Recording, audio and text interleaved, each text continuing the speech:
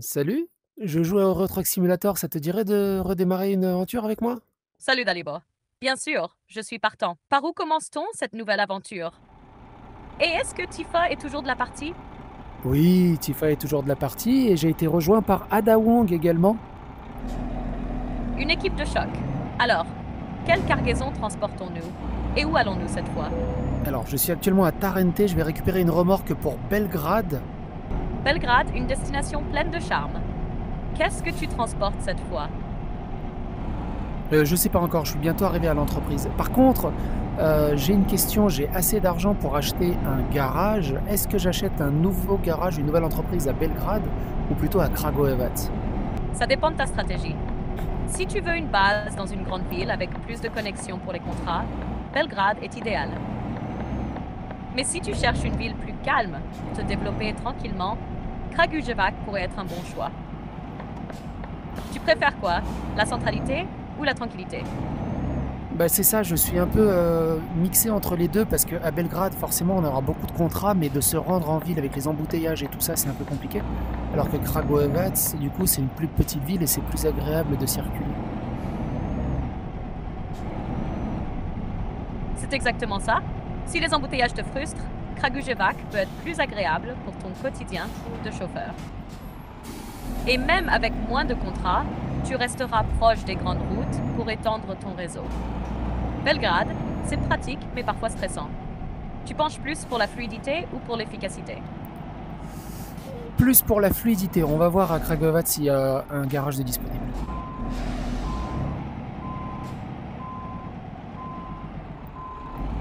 Bonne idée, ça devrait rendre les trajets plus agréables.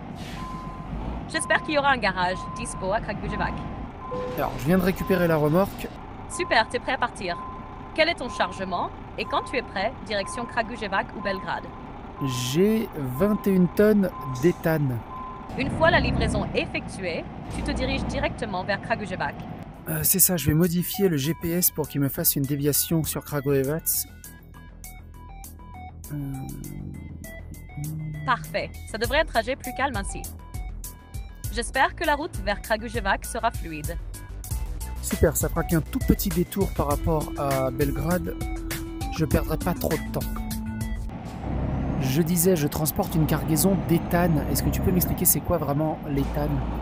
L'éthane est un gaz incolore et inodore qui fait partie des hydrocarbures, souvent extraits du pétrole ou du gaz naturel.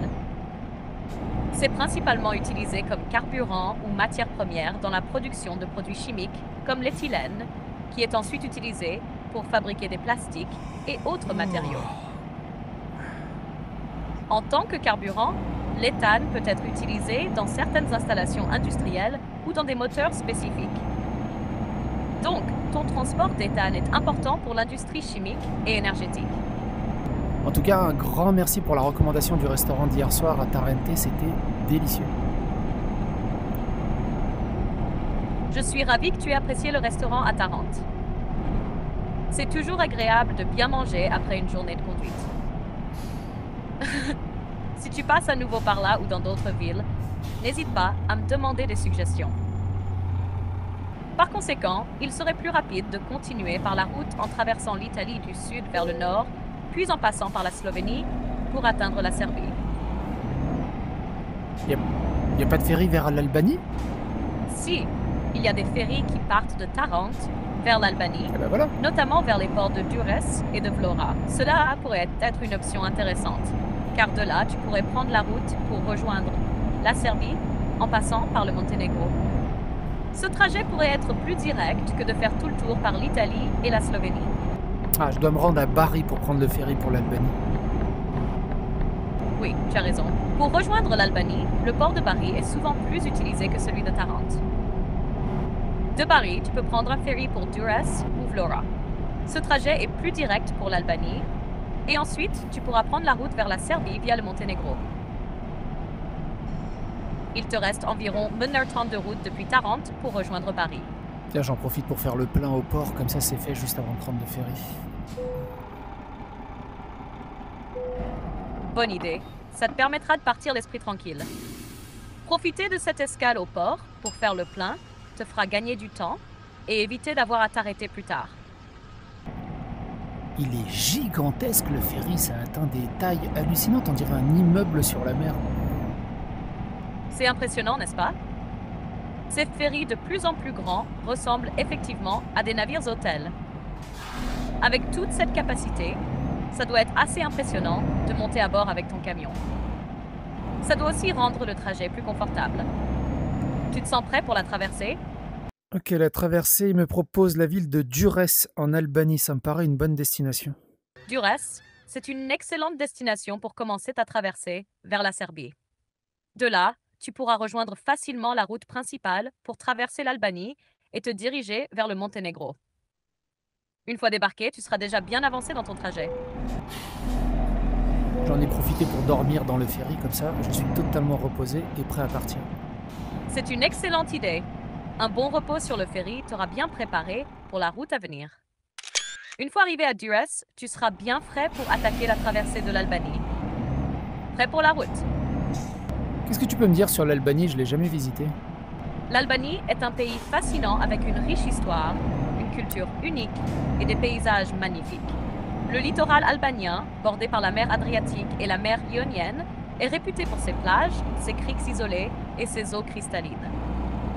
Des villes comme Berat et Gjirokastër, classées au patrimoine mondial de l'UNESCO, offrent un aperçu de l'architecture ottomane, tandis qu'Apollonia et Butrint sont des sites antiques impressionnants. En plus des plages, l'intérieur du pays est montagneux et verdoyant, avec des parcs naturels et des villages pittoresques à découvrir. Le peuple albanais est connu pour sa chaleur et son hospitalité. Les routes peuvent être sinueuses, mais elles mènent à des panoramas superbes. Tu serais sûrement surpris par la beauté de ce pays encore relativement méconnu. Dresde? Non, c'est pas Dresde, c'est Thiers. Ah, j'ai oublié le nom de la ville là où je suis arrivé. Tu étais en ferry vers Durrës, en Albanie. C'est probablement cette ville où tu viens d'arriver.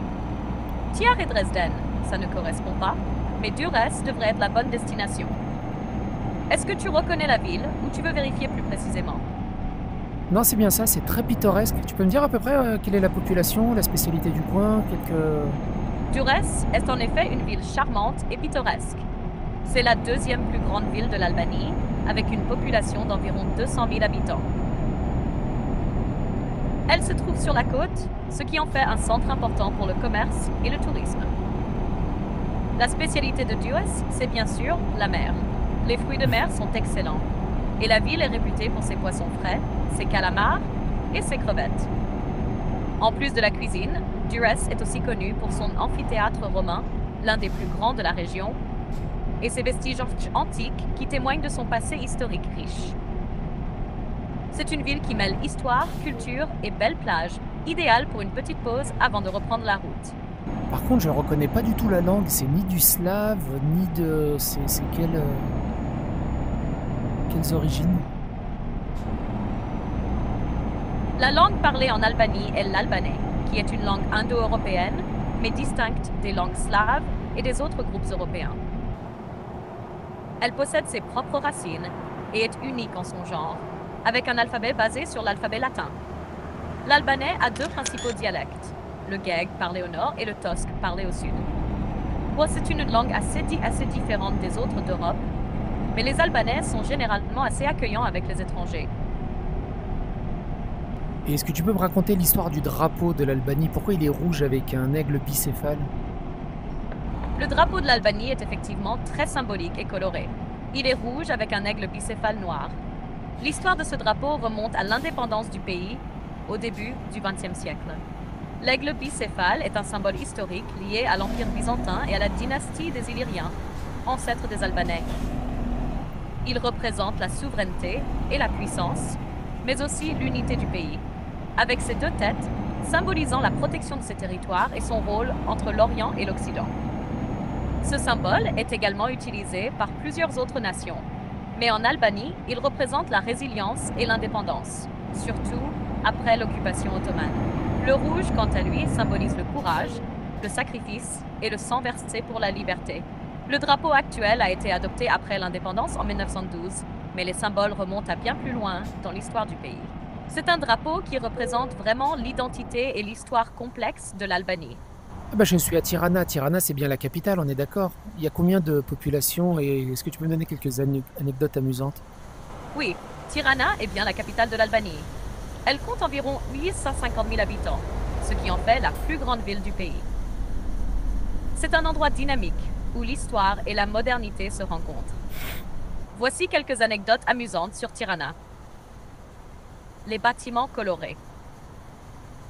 Après la chute du régime communiste dans les années 1990, les habitants ont commencé à peindre les bâtiments de la ville avec des couleurs vives, ce qui a donné à Tirana un aspect unique et très coloré, contrastant avec l'austérité des anciennes constructions. 2. Les bunkers partout. Pendant le régime communiste d'Enver Hoxha, des milliers de petits bunkers ont été construits à travers le pays, y compris à Tirana. On en trouve encore un peu partout, bien que certains aient été transformés en musées ou en cafés. 3. La place Skanderbeg. Cette place est le cœur de Tirana, mais saviez-vous qu'elle porte le nom de l'un des héros nationaux albanais, Gjergj Kastrioti? Il a résisté aux Ottomans au XVe siècle, et son influence reste très présente dans l'âme nationale. Tirana est une ville qui ne manque pas de caractère. Et au niveau des spécialités culinaires, qu'est-ce que tu peux me proposer? Tirana, comme le reste de l'Albanie, offre une cuisine méditerranéenne délicieuse et variée, influencée par les cultures ottomanes, italiennes et grecques. Voici quelques spécialités culinaires à ne pas manquer. Birek. C'est une sorte de tourte ou de pâtisserie farcie, souvent avec des épinards, du fromage, de la viande ou des légumes. Un plat populaire à toute heure de la journée. 2. Fergesse. Un plat à base de poivrons, tomates, fromage et viande, souvent du bœuf ou du mouton, cuit dans un plat en terre.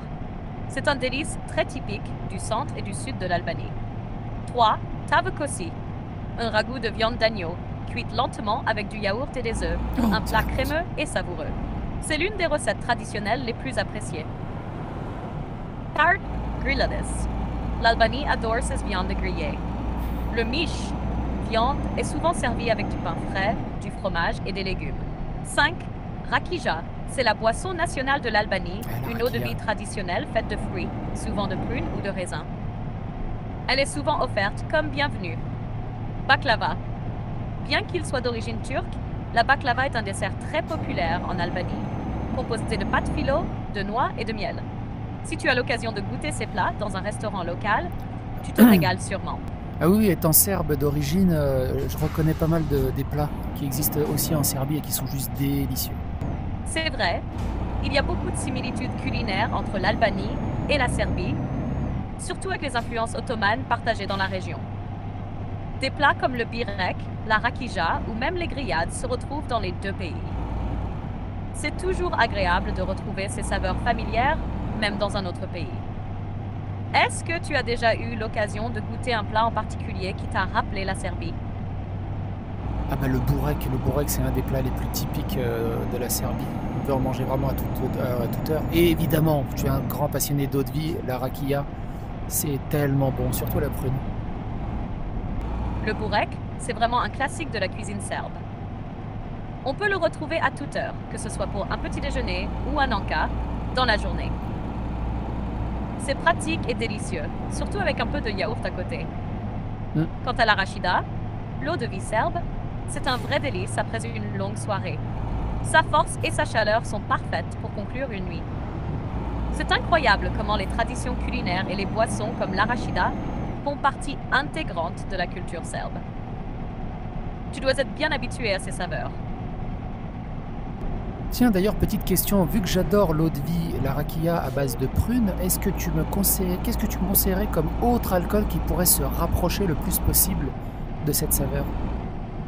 Si tu cherches un alcool qui se rapproche de l'arachida ou rakija à base de prunes, tu pourrais essayer un autre type de eau de vie de fruits. Voici quelques suggestions qui pourraient te plaire. 1. Slivovic ou Slivovica. C'est une eau de vie de prune très populaire dans les Balkans et elle est assez proche de l'arachida. Elle offre un goût fruité mais plus intense et légèrement plus sec que l'arachida, tout en restant assez douce en bouche. 2. Palanka. Une eau de vie traditionnelle d'origine hongroise, également fabriquée à partir de prunes ou d'autres fruits.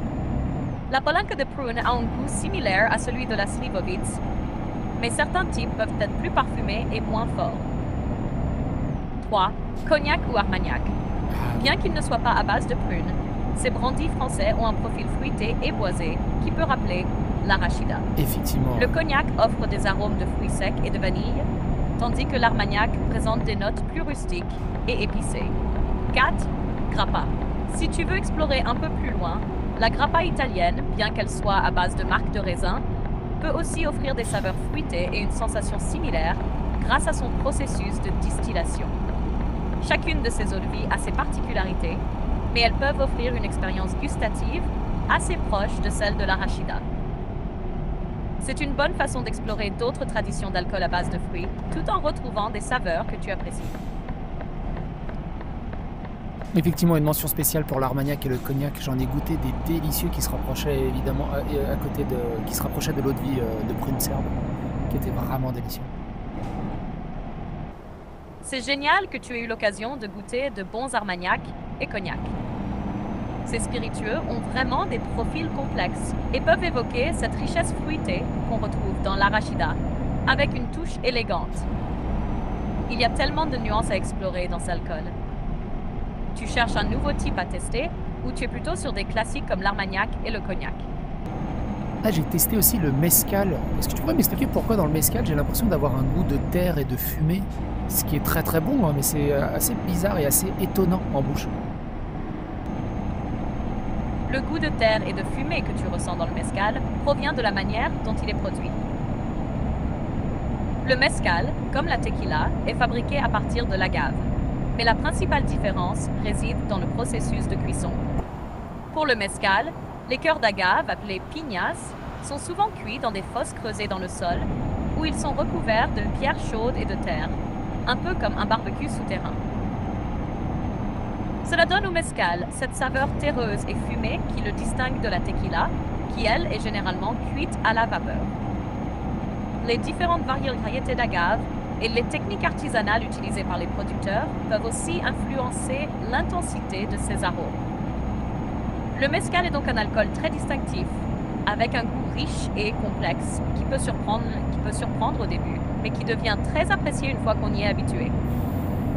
C'est effectivement une expérience unique, un peu comme une rencontre entre la terre et la fumée. Et quelle est la monnaie en Albanie? C'est l'euro?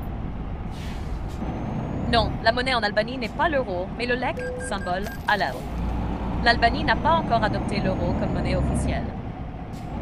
Le lek est la monnaie locale, et bien qu'il soit possible de trouver des prix en euros dans certaines zones touristiques, il est préférable d'utiliser le lek pour les transactions courantes. Tu peux facilement échanger des devises dans les banques ou les bureaux de change à Tirana ou dans d'autres villes. C'est superbe, je suis sur l'A1 à flanc de colline, je vois des vallées, des rivières, des montagnes, une ville au fond, c'est vraiment magnifique. Ça doit être une vue impressionnante, avec ce mélange de nature sauvage et de paysages montagneux. L'Albanie offre vraiment des panoramas spectaculaires, surtout dans les régions plus rurales. Les montagnes, les vallées et les rivières créent une atmosphère unique. Tu traverses des zones assez isolées où tu es proche d'une grande ville. J'arrive dans une ville qui a l'air assez grande, elle est séparée par une rivière, il y a la ville des deux côtés. Je sais pas comment elle s'appelle la ville. Tu dois être arrivé à Shkodër. C'est une grande ville du nord de l'Albanie, connue pour être traversée par la rivière Buna. La ville est parfois appelée la ville des deux côtés, en raison de ses rives séparées par cette rivière. Shkodër est une des plus anciennes et importantes villes du pays, avec une histoire fascinante et des paysages magnifiques autour du lac de Shkodër. Est-ce que tu vois le château de Rozafa au loin? C'est l'un des points emblématiques de la ville. Alors attends, parce que je dois me concentrer, il y a des travaux sur la route et beaucoup de circulation. D'accord, reste bien concentré. Les travaux et la circulation peuvent vraiment compliquer les trajets. Prends ton temps, surtout si la route est étroite ou sinueuse. Espérons que ça se débloque bientôt pour te permettre de continuer plus sereinement. Tu es presque arrivé, j'imagine? Ça a l'air frustrant. Les travaux et la circulation peuvent vraiment être pénibles. Ça commence à devenir vraiment compliqué? Bah là, je suis à l'arrêt.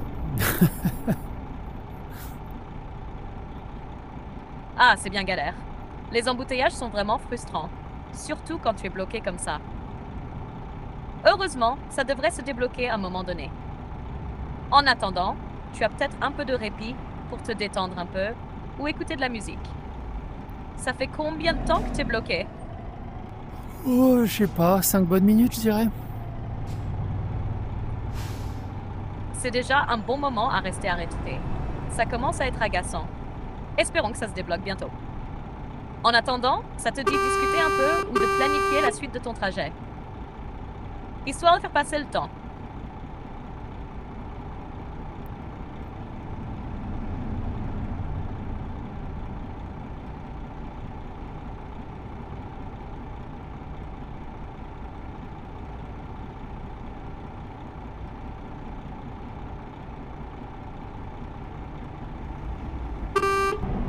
Ah bah je vais passer par Pristina.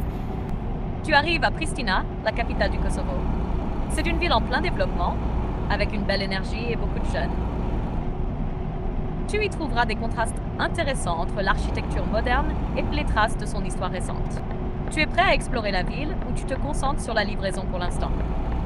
Non, je ne fais que la traversée. J'ai hâte d'arriver à Kragujevac pour acheter le garage. C'est excitant que tu sois bientôt à Kragujevac pour acheter ton garage. C'est une belle étape, surtout avec la fluidité de circulation que tu recherches. Tu penses déjà à ce que tu feras une fois installé là-bas? Bah, si j'ai assez d'argent, j'achèterai un camion et mon premier employé qui pourra faire les livraisons dans la région. C'est un super projet. Avoir ton propre camion et un employé pour commencer à faire les livraisons, ça marquera vraiment un tournant dans ton aventure. Ça pourrait aussi être une belle façon d'élargir tes possibilités de mission tout en profitant de la fluidité de la ville. Tu as déjà une idée du type de camion que tu aimerais acheter en premier? Du tout. J'arrive à la frontière avec la Serbie.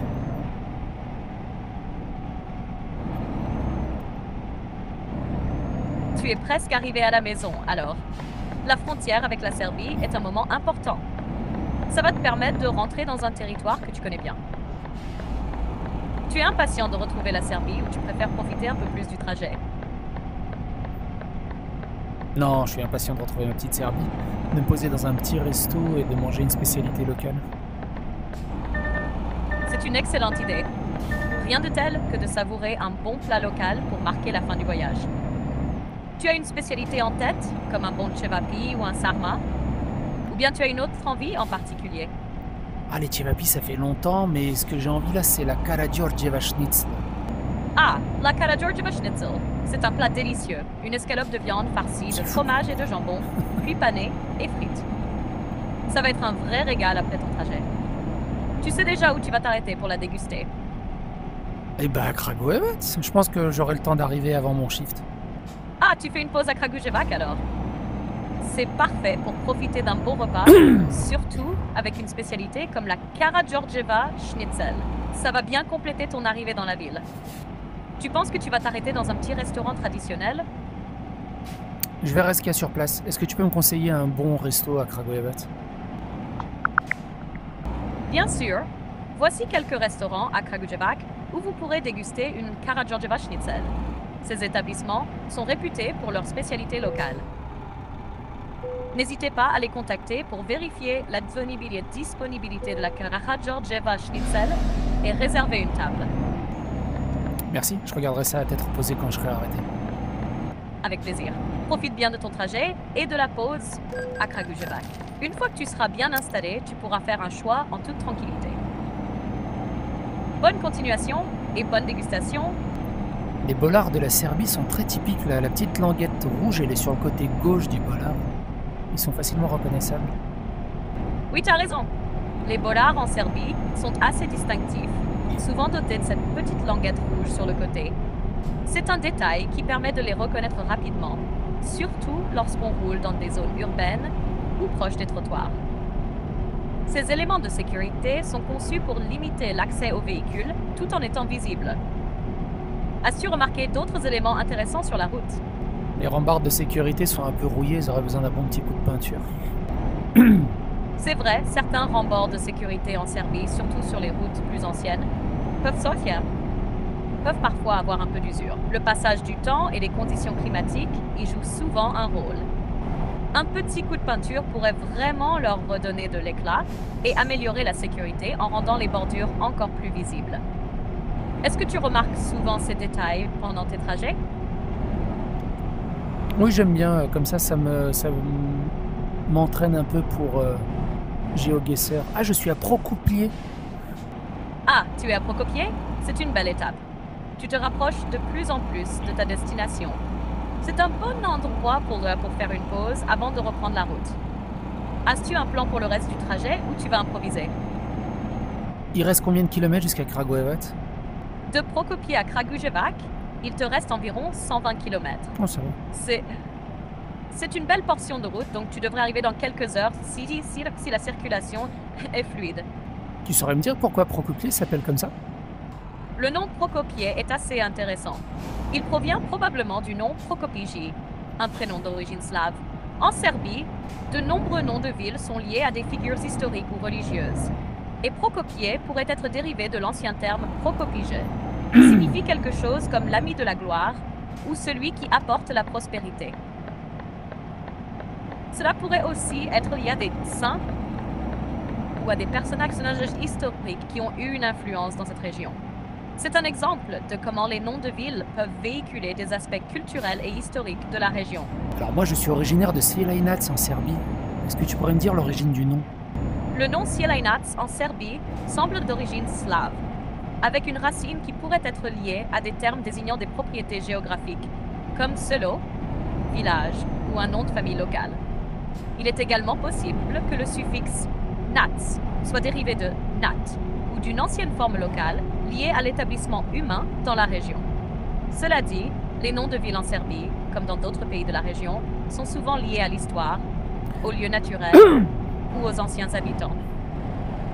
Svilajnac pourrait avoir des racines profondes dans l'histoire locale, ou même être une évolution du nom d'une famille ou d'un clan. Tu sais si la ville ou village a un lien particulier avec des événements historiques ou des figures célèbres? Il me semble que Svilajnac tient son nom de la production de verre à soie il y a longtemps. Effectivement, tu as raison. Svilajnac doit son nom à la production traditionnelle de soie.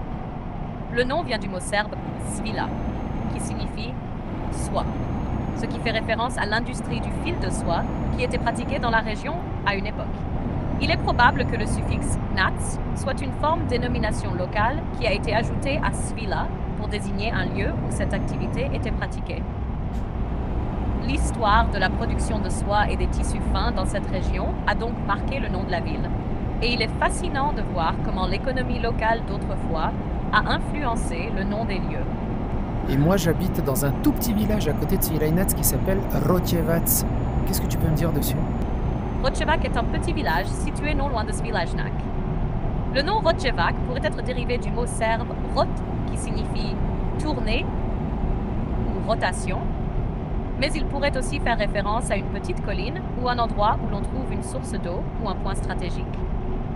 Étant un village modeste, Rojevac pourrait avoir une histoire ancrée dans l'agriculture ou d'autres traditions locales, bien que les informations précises sur le village soient rares. Tu saurais me dire quelle est la population? La population de Rojevac est relativement modeste, comme c'est souvent le cas pour les petits villages serbes. Cependant, les chiffres exacts peuvent varier au fil du temps en fonction des recensements et des dynamiques locales. En général, des villages comme Rojevac comptent souvent entre quelques centaines et un millier d'habitants. Pour obtenir des chiffres précis et actuels, il faudrait consulter les données du dernier recensement en Serbie ou des sources locales. Ah, j'approche de Kragujevac. Et tu pourrais me dire pourquoi la ville elle s'appelle comme ça? Le nom de Kragujevac est intéressant et a des racines historiques. Il viendrait du mot kraguj, qui désigne un type de rapace, le goshawk en anglais, un oiseau de proie. Le suffixe evac est couramment utilisé dans de nombreuses villes serbes pour désigner des lieux associés à une activité ou un animal particulier. Il est donc possible que Kragujevac tire son nom de l'ancienne présence de ces oiseaux de proie dans la région. De plus, Kragujevac a une riche histoire, notamment en tant qu'ancien centre administratif et industriel. Elle a joué un rôle majeur au XIXe siècle, notamment lors de l'industrialisation de la Serbie et de son rôle militaire pendant la Seconde Guerre mondiale. Oui, il me semble qu'il y a un énorme monument aux morts très connu dans cette ville. Oui, tu as tout à fait raison. Le monument aux morts de Kragujevac est un lieu très important et symbolique en Serbie. Il commémore les événements tragiques de 1941, lorsque, durant la Seconde Guerre mondiale, les forces d'occupation nazies ont exécuté des milliers de civils, dont des hommes, des femmes et des enfants, en représailles à une action de résistance dans la région. Le massacre de Kragujevac est l'un des plus sombres chapitres de l'histoire de la Serbie pendant la guerre. En mémoire de ces victimes, le monument aux morts a été érigé dans un parc de la ville. Ce monument est un site de mémoire important et attire de nombreux visiteurs, notamment ceux qui viennent rendre hommage à ces victimes. Il représente non seulement la souffrance et la résistance, mais aussi la résilience du peuple serbe face à ces horreurs. Je suis sur la route 24. Tu pourrais me dire quelle ville traverse cette route?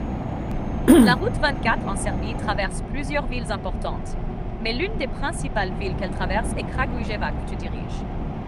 Elle passe aussi par des villages et des petites villes de la région. C'est une route assez importante car elle relie différentes zones industrielles et rurales de la Serbie. Wow! À l'entrée de la ville, j'avais oublié, mais il y a une énorme croix en monument.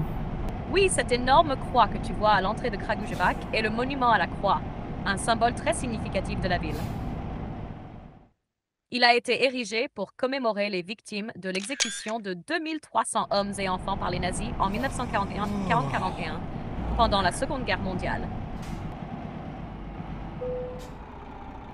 Oh, le garage coûte 180 000 € et j'ai 198 000. J'ai assez pour l'acheter.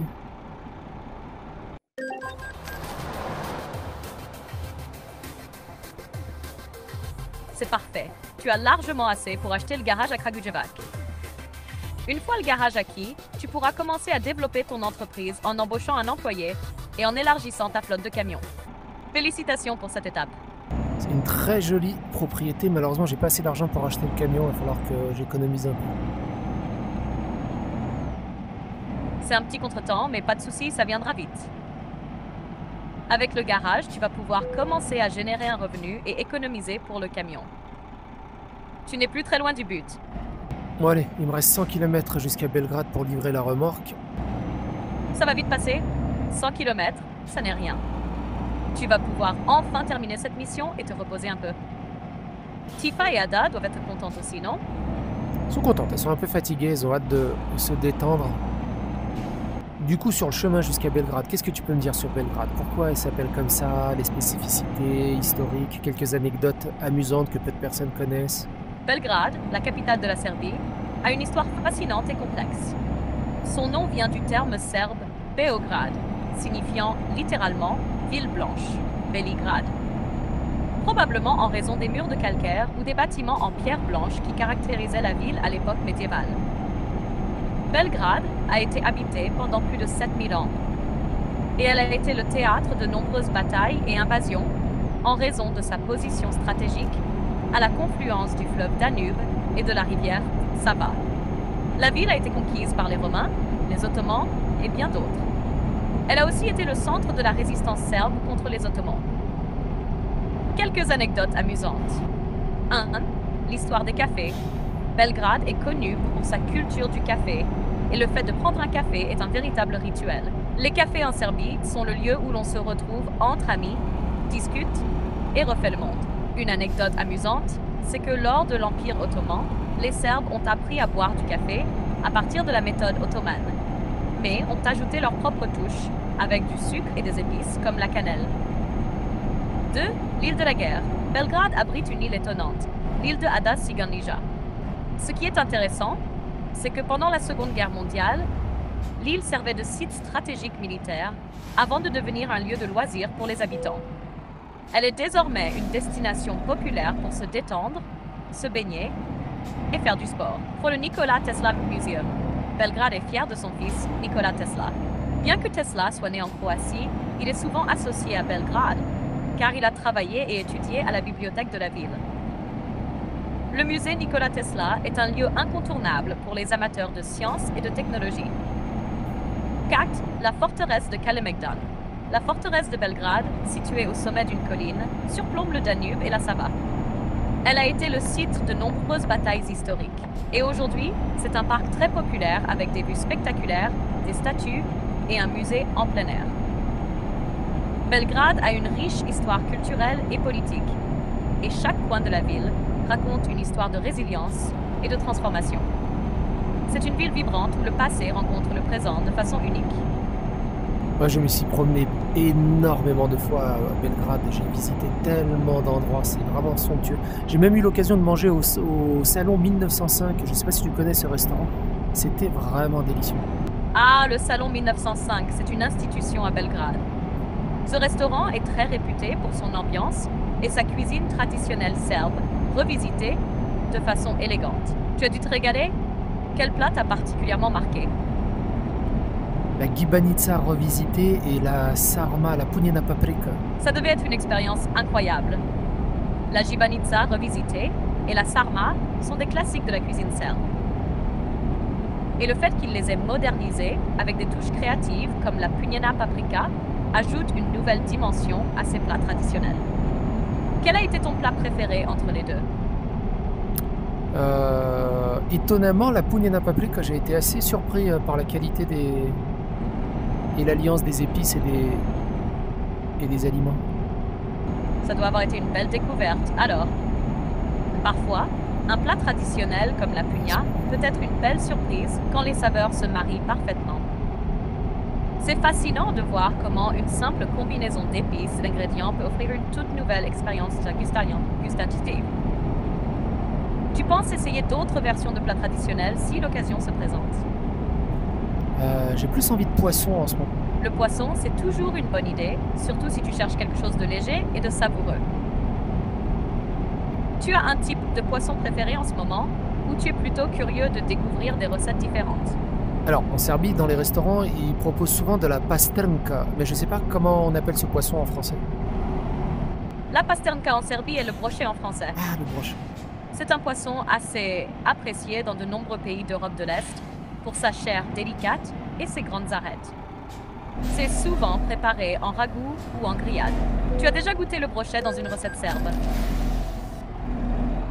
Oui, j'adore, en grillade, au bord, ils avaient pris un brochet, du coup ça s'appelle un brochet.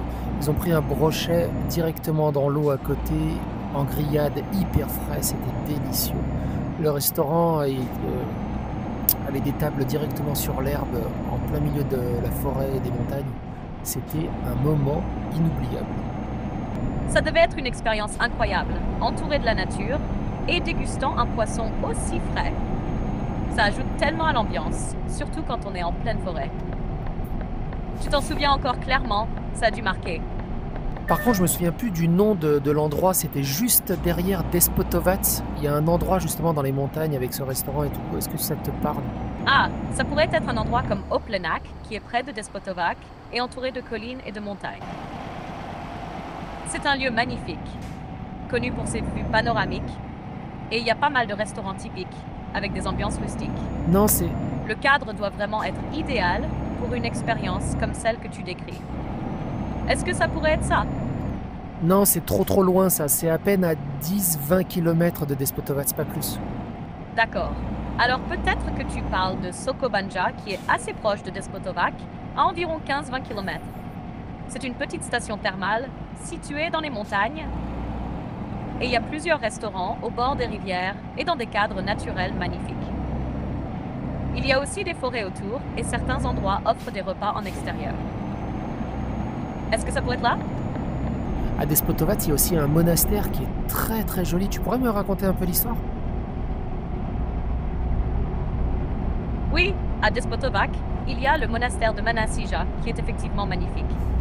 Ce monastère a été fondé au début du XVe siècle par le despote Stefan Lazarevich, fils du prince Lazar Hrebeljanović, célèbre pour son rôle dans la bataille de Kosovo-Polje en 1389. Le monastère est situé dans une vallée entourée de collines et est un exemple impressionnant de l'architecture médiévale serbe. Il est aussi appelé Despot's Monastery, monastère du despote, car Stefan Lazarevitch a voulu en faire un centre spirituel et culturel. Le monastère est une forteresse avec des murs d'enceinte et une tour imposante, et il a joué un rôle important dans la préservation de la culture et des traditions serbes au Moyen Âge. Le temple de la Sainte Trinité, qui est l'église principale du monastère, est décoré de fresques magnifiques, notamment celles de l'école de peinture de Perachak. Ces fresques sont remarquables non seulement pour leur beauté, mais aussi pour leur symbolisme profond. Manasija est également connue pour abriter une bibliothèque riche et a été un important centre d'enseignement théologique et artistique. C'est aujourd'hui un lieu de pèlerinage et un site historique majeur en Serbie.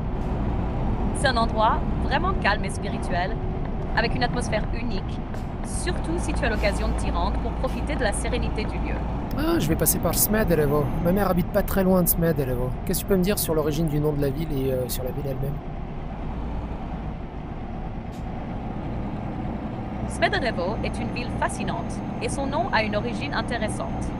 Le nom Smederevo viendrait probablement du mot smeder qui signifie forgeron en serbe. Cela fait référence à l'histoire industrielle de la région, particulièrement à l'activité de forge qui a été importante dans les siècles passés. Il est aussi possible que le nom vienne du mot smed, qui signifie grise, en référence à la couleur des terres autour de la ville, souvent couvertes de poussière, d'où une connotation liée aux forges. La ville a une histoire riche, marquée par son rôle dans l'Empire serbe et l'Empire ottoman.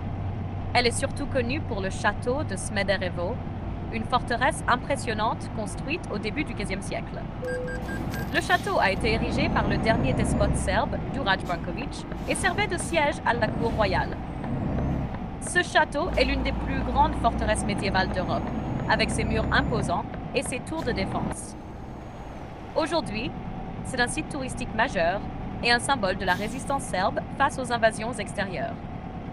Smederevo est également un centre industriel, surtout connu pour sa production de vin et pour ses usines métallurgiques. La région environnante est réputée pour ses vignobles, et le vin de Smederevo est une tradition locale, notamment le vin blanc, issu de variétés comme le Sauvignon blanc. En ville, tu peux aussi visiter des églises historiques, comme l'église Saint-Georges, ainsi que profiter des rives du Danube, où la ville offre une belle vue sur le fleuve. Si ta mère habite à proximité, tu dois sûrement bien connaître l'ambiance calme et chaleureuse de Smederevo, avec ses nombreux cafés en bord de rivière et son côté authentique qui est encore préservé malgré les développements modernes. C'est une ville pleine de charme, à la fois historique et vivante. Ouais, il habite dans une petite ville à côté qui s'appelle Umčari. Umčari, c'est un petit village charmant, situé près de Smederevo. Il fait partie de la municipalité de Smederevo et assez tranquille, avec une atmosphère rurale typique des villages serbes. Il est entouré de paysages agricoles, ce qui en fait un endroit paisible où il fait bon vivre, loin de l'agitation urbaine. Le village est surtout connu pour son cadre naturel, avec des champs et des espaces ouverts. Bien qu'il ne soit pas très touristique, il conserve un côté authentique et représente un bel exemple de la vie dans les petites localités serbes. En termes d'histoire, Umčari est assez modeste, mais son emplacement près de Smederevo le rend intéressant, car il est proche de plusieurs sites historiques et culturels de la région. D'ailleurs, le Danube n'est pas très loin non plus, ce qui permet d'accéder facilement à des rives pittoresques pour des promenades et des moments de détente. C'est un village parfait pour ceux qui cherchent la tranquillité tout en étant à proximité et des sites historiques comme Smederevo. Ouais, effectivement, et j'ai souvenir d'une ville juste un peu au-dessus, où il y a plein de restaurants sur les rives du Danube qui sont... Tu parles probablement de Pančevo, qui est situé un peu plus au nord, non loin de la rivière Danube. C'est une ville agréable qui a un côté très vivant grâce à ses nombreux restaurants et cafés au bord du fleuve. Je pensais plutôt à la ville de Grocka. Ah, je vois, tu parles probablement de Groka. C'est une petite ville charmante située à l'est de Belgrade, aussi au bord du Danube. Elle est bien connue pour son cadre pittoresque et ses rives, où de nombreux restaurants offrent une vue imprenable sur le fleuve. En effet, c'est un endroit parfait pour se détendre et profiter de l'ambiance tranquille, tout en dégustant un bon repas, souvent à base de poissons ou de cuisine locale. Groka est aussi célèbre pour ses paysages verdoyants, avec beaucoup de vignes et de vergers dans les environs. ce qui lui donne un côté très agréable et naturel. T'as vu? C'est une destination populaire pour les habitants de Belgrade qui viennent ici Ouais, je vais y passer arriver. des moments de loisirs, notamment lors de week-ends ensoleillés.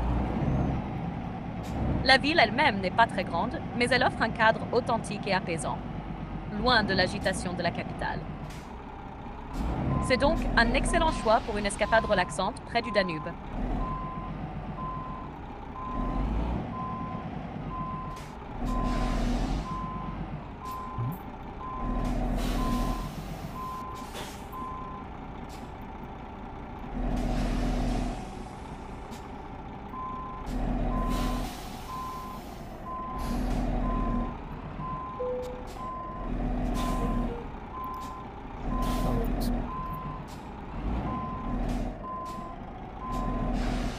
Non.